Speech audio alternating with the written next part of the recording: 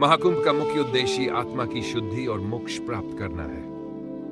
धार्मिक मान्यता है कि कुंभ स्थलों पर पवित्र नदियों गंगा, यमुना और अदृश्य सरस्वती में स्नान करने से पापों का नाश होता है। यह विचार इस विश्वास पर आधारित है कि इन नदियों में अमृत की उपस्थिति है, जो अमृतत्व का प्रतीक है। यह कोई साधारण मेला नहीं, बल्कि लाखों करोड़ों श्रद्धालुओं का महासंगम है, जहां देश भर से आए लोग जाति, संप्रदाय, भाषा और क्षेत्र की सीमाओं को भूलकर एकता का अनुभव करते हैं। महाकुंभ भारतीय संस्कृति की महानता और सामाजिक समरसता का सजीव उदाहरण है। यहाँ हर व्यक्ति समानता और सह-अस्तित्व का संदेश जीता है। देश भर से संत, महात्मा और धर्मगुरु यहाँ एकत्र होते हैं। उनके प्रवचन और संवाद से धर्म, अध्यात्म और नैतिकता पर गहन चर्चा होती है।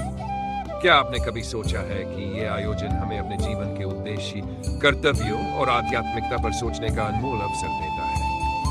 ये केवल आस्था का पर्व नहीं, बल्कि प्राचीन वैदिक परंपराओं का जीवंत रूप है। हवन, यज्ञ, भजन, कीर्तन और धार्मिक अनुष्ठान यहाँ की पवित्रता और आध्यात्मिक ऊर्जा को और भी प्रबल बना देते हैं। क्या ये अद्भुत नहीं है कि ये आयोजन हमारी संस्कृति को संरक्षित करने और अगली पीढ़ी को सिखाने का कार्य करता है?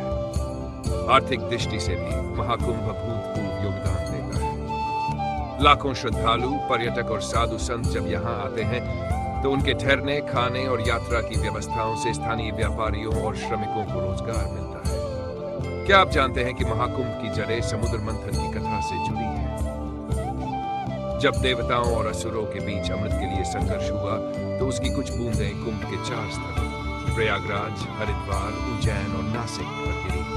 यही कारण है कि ये स्थान इतने पवित्र माने जाते हैं। और हाँ, इसका मानसिक और आध्यात्मिक प्रभाव भी अविश्वसनीय है। जब लाखों लोग एक साथ ज्ञान, पूजा और भजन कीर्तन करते हैं तो एक अदृश्य शक्ति उत्पन्न होती है, जो मन को असीम शांति और ऊर्जा देती है। क्या आपने कभी इस दिव्य ऊर्जा को महसूस किया है?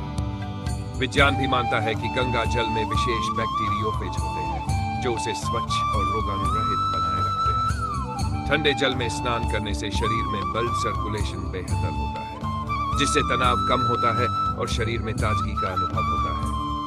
और क्या आपको पता है कि कुंभ की तिथियां खगोलीय गणनाओं पर आधारित होती हैं? सूर्य, चंद्रमा और बृहस्पति की विशेष युति के समय इस आयोजन का होना वातावरण में ऊर्जा संतुलन को दर्शाता है।